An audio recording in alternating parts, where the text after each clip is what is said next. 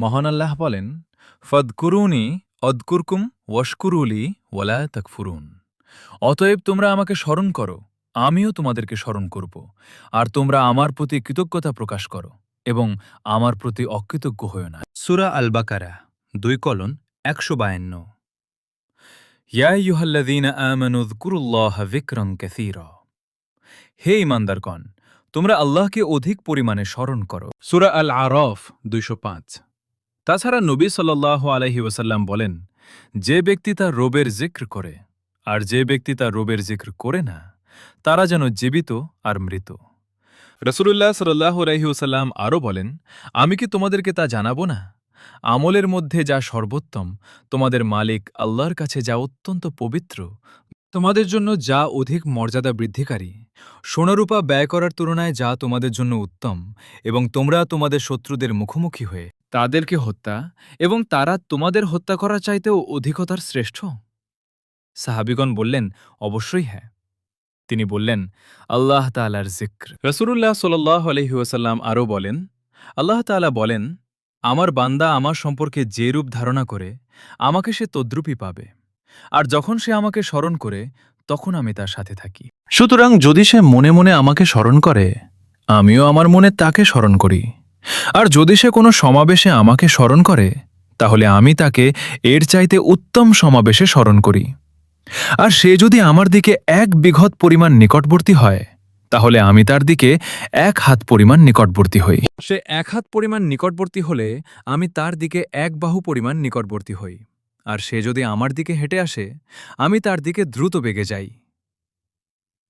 আব্দুল্লাহ ইবনে বুসর রাদিয়াল্লাহু আনহু থেকে বর্ণিত, এক ব্যক্তি আরজ করল, হে আল্লাহ রাসূল, ইসলামের বিধিবিধান আমার জন্য বেশি হয়ে গেছে, কাজে আপনি আমাকে এমন একটি বিষয়ের খবর দিন যা আমি শক্ত করে আঁকড়ে ধরব। রাসূলুল্লাহ সাল্লাল্লাহু আলাইহি ওয়াসাল্লাম বলেন, তোমরা জিহ্বা যেন সর্বক্ষণ আল্লাহর জিক্রে সজীব থাকে। রাসূলুল্লাহ সাল্লাল্লাহু আলাইহি ওয়াসাল্লাম আরও বলেন, যে ব্যক্তি আল্লাহ কিতাব থেকে একটি হরফ পাঠ করে, সে তার বিনিময়ে একটি সওয়াব পায়, আর একটি সওয়াব হবে 10টি সওয়াবের সমান। আমি আলিফ, লাম ও মিমকে একটি হরফ বলছি না, বরং আলিফ একটি হরফ, লাম একটি হরফ এবং মিম একটি হরফ। উকবা ইবনু আমির রাদিয়াল্লাহু আনহু বলেন, একবার রাসূলুল্লাহ সাল্লাল্লাহু আলাইহি ওয়াসাল্লাম বের হলেন। আমরা তখন সুফা অবস্থান করছিলাম। তিনি বললেন, তোমাদের মধ্যে কে আছে যে প্রতিদিন সকালে বুতহান বা আকিক উপত্যকায় গিয়ে সেখান থেকে কোনো প্রকার পাপ বা আত্মীয়তার বন্ধন ছিন্ন না করে উঁচু কুচবিশিষ্ট দুটো উষ্ট্রি নিয়ে আসতে পছন্দ করে? আমরা বললাম, হে আল্লাহ রসুল, আমরা তা পছন্দ করি। তিনি বললেন, তোমাদের কেউ কি এরূপ করতে পার না যে সকালে মসজিদে গিয়ে মহান আল্লাহর কিতাব থেকে দুটো আয়াত জানবে অথবা পড়বে? এটা তার জন্য দুটো উষ্ট্রির তুলনায় উত্তম। আর 3টি আয়াত 3টি উষ্ট্রি থেকে উত্তম, 4টি আয়াত 4টি উষ্ট্রি থেকে উত্তম। আর উষ্ট্রি নয়, বরং একই সাথে সমসংখ্যক উট লাভ করা থেকেও তা উত্তম হবে। রাসূলুল্লাহ সাল্লাল্লাহু আলাইহি ওয়াসাল্লাম আরও বলেন, যে ব্যক্তি এমন কোনো বৈঠকে বসেছে যেখানে সে আল্লাহর জিক্র করেনি, তার সে বসাই আল্লাহর নিকট থেকে তার জন্য আফসোস ও নৈরাশ্যজনক হবে। আর যে ব্যক্তি এমন কোনো শয়নে শুয়েছে যেখানে সে আল্লাহর জিক্র করেনি, তার সে শোয়াই আল্লাহর নিকট থেকে তার জন্য আফসোস ও নৈরাশ্যজনক।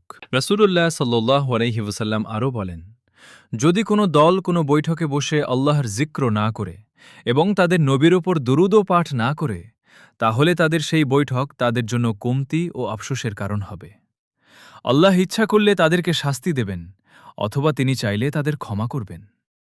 রাসূলুল্লাহ সাল্লাল্লাহু আলাইহি ওয়াসাল্লাম আরও বলেন, যদি কোনো একদল লোক এমন কোনো বৈঠক থেকে উঠল যেখানে তারা আল্লাহর নাম স্মরণ করেনি, তবে তারা যেন গাধার লাশের কাছ থেকে উঠে আসল, আর এরূপ মজলিস তাদের জন্য আফসোসের কারণ হবে।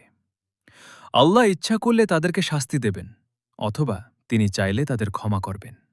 বুখারী ফাতহুল বারী সহ 11/208 নম্বর 6407, মুসলিম 1/539 নম্বর 779, আর তার শব্দ হচ্ছে, মেথারুল বাইতিল্লাযী ইউযকারুল্লাহু ফীহি ওয়াল বাইতিল্লাযী লা ইউযকারুল্লাহু ফীহি মেথারুল হাইয়্যি ওয়াল মাইয়িত।